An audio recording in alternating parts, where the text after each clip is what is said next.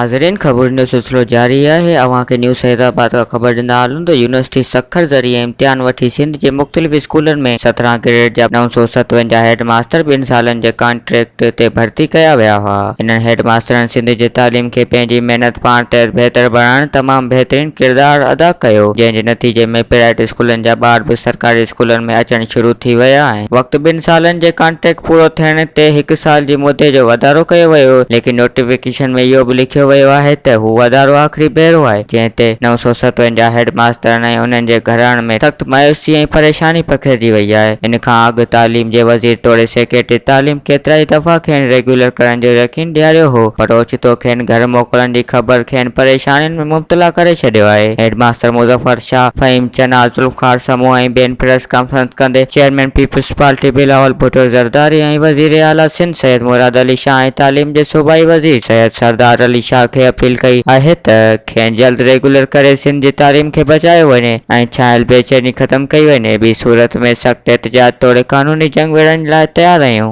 वधीक ख़बरनि ऐं तफ़सील लाइ विज़िट कयो अवामी news Facebook page, YouTube page ऐं अवामी न्यूज़ वेबसाइट।